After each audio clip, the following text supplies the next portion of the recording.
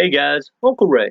Welcome to another episode of the Crypto Bellwether. Today we're going to take a no BS look at Quant.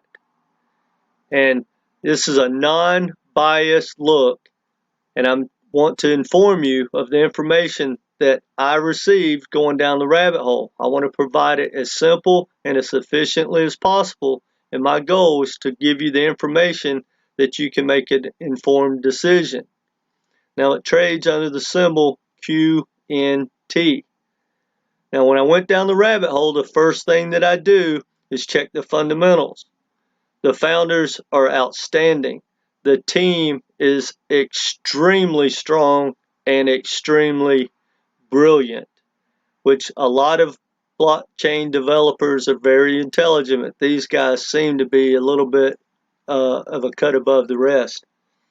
They have a collaboration with MIT. I found that pretty impressive. Now, when I read the white paper, it looks great.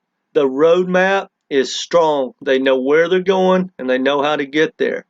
Now, what I really like about Quant is their tokenomics. They have 14.6 million tokens available. That's all that can be minted. So over time, that's extremely bullish in my opinion, because over time it's going to be deflationary. It's very attractive to long-term holders. They should be rewarded. And then it is a great store of value, something along the lines of a Bitcoin.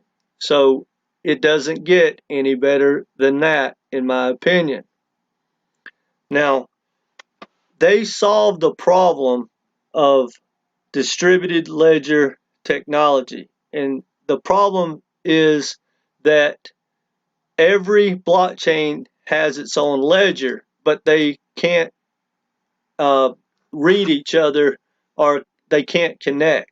And that's the problem that Quant has solved. They are on the forefront of interoperability.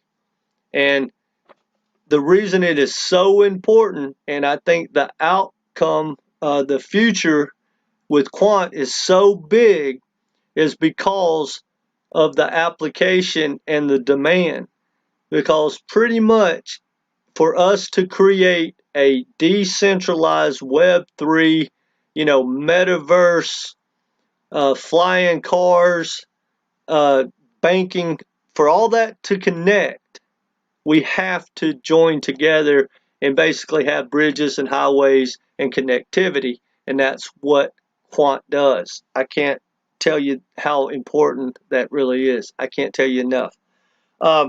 Anyway, the bonus of what they do is, we have a lot of regulation coming down the pipe, and a lot of countries and governments, including our own, are looking to mint their own coin, their own CDBC. Well, if they do that, they are going to need help trying to navigate the blockchain network. And Quant has put themselves in the prime spot to really take advantage of that. Now, that's going to play out more probably toward the half or the end of the year, once we see what happens with the SEC, and hopefully they come out with some regulations and guidelines. But when that happens, everyone's going to start getting into the blockchain, and they can work with corporations. They're going to be working with people in the metaverse, in the gaming, you name it. They're going to need what Quant offers. So hopefully, if you go down the rabbit hole, I think that you'll come to the same conclusion. But remember, I'm not a financial advisor, and do your own homework and make your own decisions. But let's look at the charts. If you're thinking about entering Quant and putting it into your portfolio, or maybe even doing a trade, let's take a look.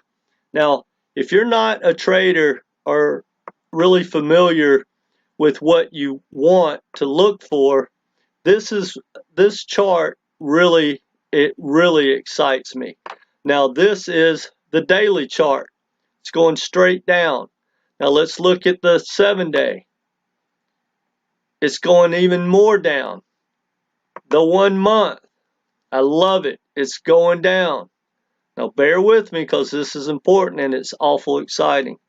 Now let's look at the exciting chart. This is basically the historical, and it doesn't get any better than this. I love it. Now, what are we looking at? Well, one of the things I like to do, the best trades that I feel the most comfortable putting on are trades like this. Now, what are they?